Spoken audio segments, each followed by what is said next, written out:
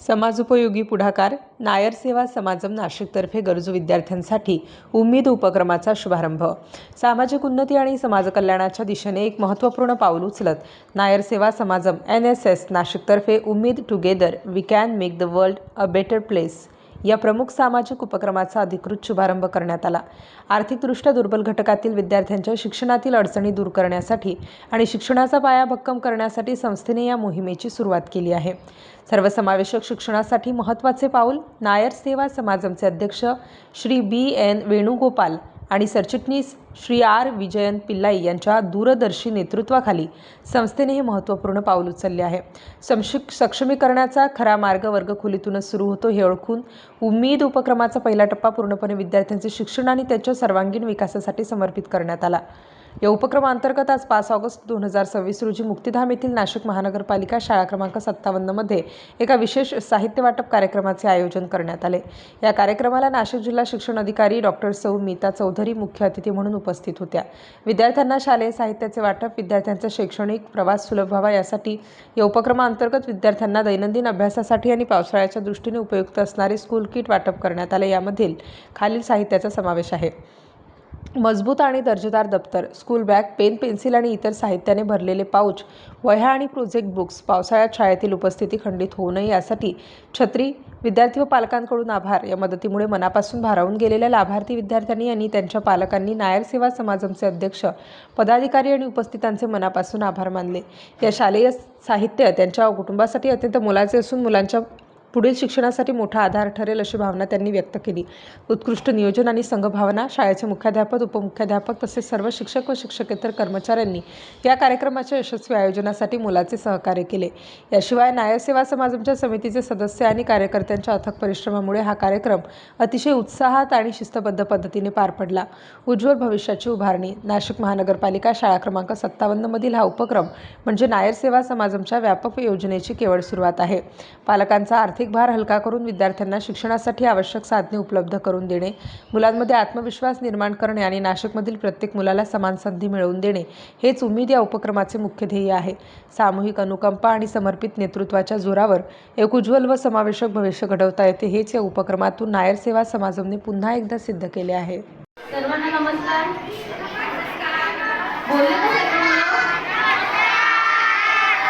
Very good. आता तिथे हे बघा एवढे सगळे पाहुणे आलेले आहेत, तुमचे आई वडील इथे आलेले आहेत आणि तुम्ही इतका गोंधळ करताय, बरोबर आहे का? मग एकदम शांतता पाहिजे मला, एकदम शांतता, कुणीच आवाज नाही करायचा, नाही तर ते पाहुणे जे ना आपल्याला पुढच्या वेळेस काहीच येणार नाही। मग चालेल का? सगळ्यांना आनंद कसला झालाय आम्हाला माहिती आहे की आतमध्ये आल्यापासून सगळ्यांचा एकदम छान गोंधळ चाललाय, आनंद चाललाय। तर या सर्व आनंदासाठी जे आपले जबाबदार आहेत असे आता आपण ज्या सर्वांचं स्वागत केलेलं आहे नायर फाउंडेशन आणि उम्मीद उपक्रमांतर्गत त्यांनी आपल्या सर्व विद्यार्थ्यांना शैक्षणिक साहित्य देत आहेत ते। त्याचबरोबर मला काल मॅडमने सांगितलं की मॅडम आम्ही जे जे मागतो आहे ते लगेच हो म्हणतात, म्हणजे ती संधी आमच्या शिक्षकांनी पण साधलेली आहे आणि जास्तीत जास्त सामान म्हणजे जे काही विद्यार्थ्यांना लागतं आहे ते या संस्थेकडनं आपण मिळवलेलं आहे। तर यासाठी सर तुम्ही इतक्या वेळापासून त्यांचे नाव घेत आहेत, आज त्यांची भेट झालेली वेणुगोपाल सर। तर मला खात्री आहे की असे बरेच उपक्रम बऱ्याच वर्षांपासून तुमच्या संस्थेमार्फत राबवले जात आहेत आणि हे खरं आहे सर की सगळ्यात गरजू मुलं आपल्या शाळांमध्ये आहेत आणि आज या गोष्टींमुळे मुलांना कुठेतरी प्रेरणा मिळते आणि पुढे आयुष्यात काहीतरी काय करायचं आहे याची दिशा सुद्धा मिळते। तर हे उपक्रम खूप छोटे छोटे असतात पण याच्यापासून जो फायदा विद्यार्थ्यांना होणार असतो तो खूप जास्त असतो। तर आज नायर फाउंडेशनचे जेवढे पण म्हणजे मला असं वाटतं बरेच अगदी उत्साहाने आपल्या कार्यक्रमाला उपस्थित राहिलेले आहेत, त्या सर्वांचं मी आमच्या शिक्षण विभागातर्फे स्वागत करते। आणि जर तसं तुम्ही म्हटलात की हे वेळोवेळी एज्युकेशनमध्ये मदत करायला तयार आहात, तर as a education department head मी तुम्हाला एवढंच सांगू इच्छिते की तुम्हाला कुठल्याही प्रकारची मदत करायची असेल तर तुम्ही मला सांगा, तुम्हाला मदत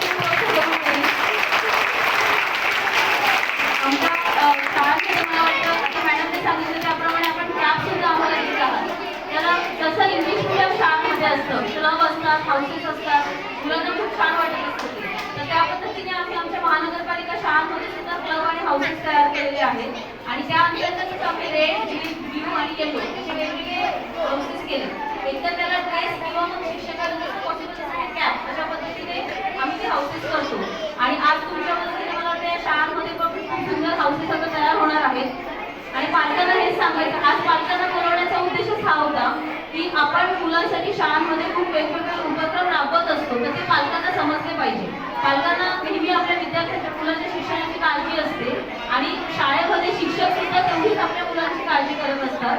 आज या उपक्रमाच्या निमित्ताने सर्वांना एकत्र आणून आपल्याला हेच दाखवायचं आहे की जरी महानगरपालिका शाळा असतील तरी इथले मुलं खूप गुणवंत आहेत, हुशार आहेत. आणि मी जिल्हा परिषदला सुद्धा काम केलेलं आहे सर. तर महानगरपालिका शाळांचे शिक्षक खरंच खूप स्मार्ट आहेत, म्हणजे त्यांना फक्त थोडंसं शिकवण्याची आवश्यकता आहे, ते त्यांच्या बऱ्याच गोष्टी करत असतात. तर सर्व विद्यार्थ्यांना मला हे सांगायचं आहे की आज एवढे सर्व लोक आपल्यासाठी इथे आलेले आहेत आणि ते आपल्याला इतकं छान शैक्षणिक साहित्य देत आहात. मग आपण काय करायला पाहिजे, तर आपण आपल्या मनामध्ये एक संकल्प करायला पाहिजे की भविष्यामध्ये मोठं होऊन आपण सुद्धा असंच दुसऱ्यांना मदत करायला पाहिजे. जसे आज इथे तुम्हाला मदत करायला सर्वजण आलेले आहेत, तर अपेक्षित असं आहे की तुम्ही पण खूप मोठं व्हावं आणि असेच आपल्यासारखे जे गरजू लोक असतात त्यांना तुम्ही मदत करायला पाहिजे. ह्या कार्यक्रमाच्या निमित्ताने सर्व विद्यार्थ्यांनी, आणि मला असं वाटतं विद्यार्थ्यांना मी सांगण्यापेक्षा शिक्षकांनी सांगितलेलं लवकर समजतं, तर सर्व शिक्षकांनी पण आपल्या विद्यार्थ्यांना या गोष्टीची जाणीव करून द्यावी. आणि या निमित्ताने पुन्हा एकदा नायर फाउंडेशनचे मी धन्यवाद मानते.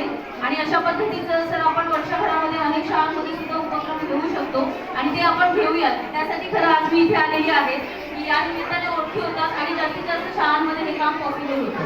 तर तुमच्या ह्या सर्व शैक्षणिक साहित्य विद्यार्थ्यांना देण्याच्या कार्यक्रमाबद्दल खरंच तुमच्या सर्वांचे मनापासून धन्यवाद. थँक्यू.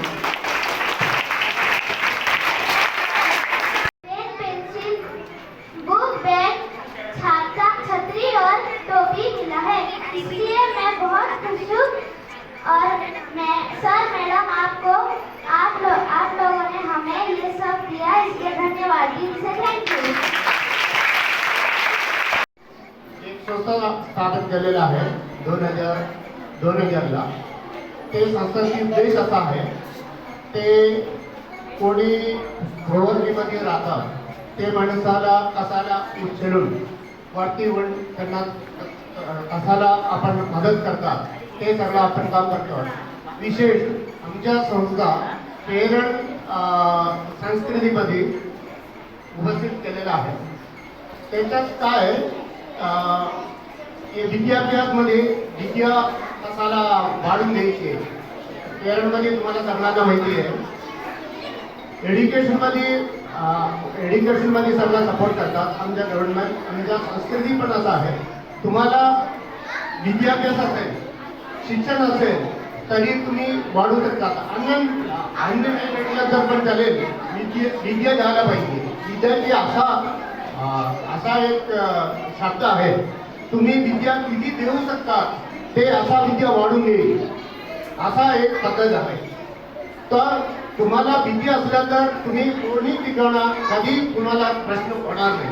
आता इथे बसलेले सगळा विद्यार्थ्यांना मला विनंती आहे, तुम्ही एवढं विद्या शिकू शकता, त्याचं तुम्हाला प्रोग्रेस होईल.